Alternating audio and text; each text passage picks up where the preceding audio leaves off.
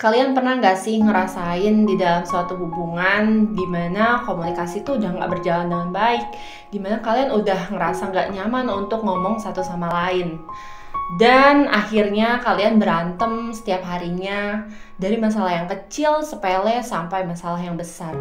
Terkadang banyak masalah gak mau kalian ungkapin ke pasangan karena kalian udah takut sendiri. Wah, kalau disampaikan tuh pasti kayaknya ribut deh. Akhirnya kalian pendam, terus kalian endapkan di dalam hati kalian, yang padahal itu bisa menjadi bom waktu yang pada akhirnya nanti bisa meledak dan menimbulkan masalah yang besar bagi hubungan kalian.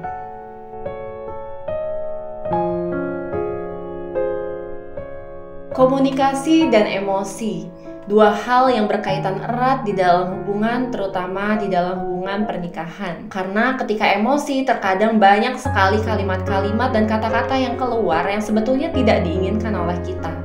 Dan pada akhirnya terlanjur melukai hati pasangan kita, dan nantinya akan terus diingat sampai kapanpun. Kalian pernah gak sih ada di kondisi tersebut dimana rasanya setiap hari nggak lepas dari yang namanya berantem dan berdebat? Kalau kalian lagi rasain itu, berarti kalian lagi nonton video yang tepat. Jadi, yuk kita bareng-bareng kupas. Komunikasi adalah sebuah hal yang penting dan harus dikuasai dalam hubungan. Sebetulnya aku di sini dan pasangan juga baru pada tahun ini bisa mencapai tingkat komunikasi yang bisa dibilang baik. Karena dalam hampir 2 tahun menikah ini kami pun belajar dan bertumbuh bersama.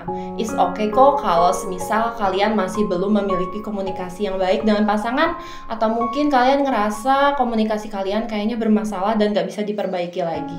Gak gitu teman-teman, karena semuanya bisa diperbaiki walaupun gak dalam hitungan sehari. Kita harus sadar bahwa seserasi apapun dan secocok apapun pasangan, itu pasti ada yang namanya berbeda pendapat dan juga berdebat.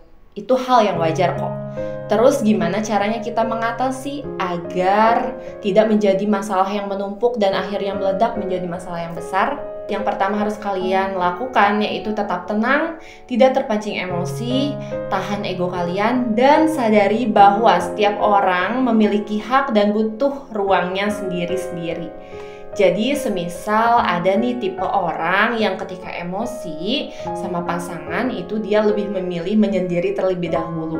Jadi hargai bila pasangan kalian memiliki metode menyelesaikan masalah seperti itu.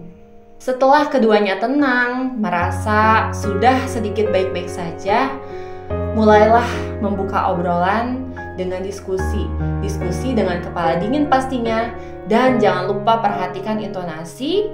Dan ingat tujuan pertama yaitu menyelesaikan masalah, bukan siapa yang menang dan siapa yang kalah.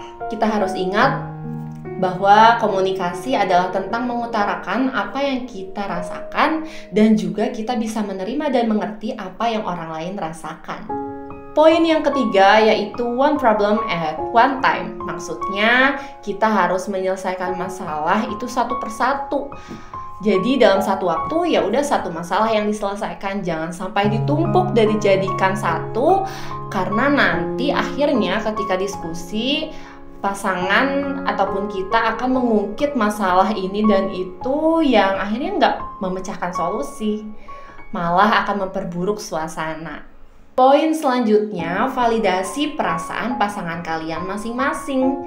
Semisal mereka lagi sedih, kecewa, marah, ya udah dimengerti dulu, dipahami dulu.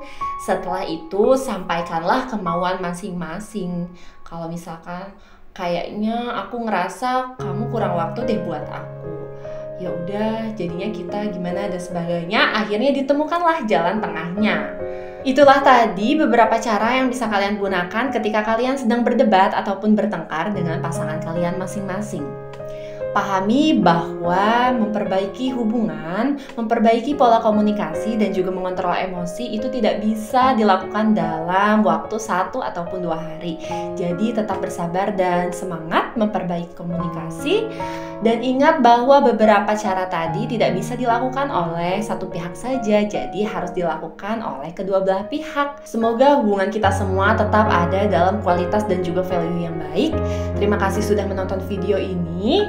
Jangan lupa like, comment, and subscribe, dan jangan lupa sharing ke teman-teman. Sampai jumpa di video kita yang selanjutnya.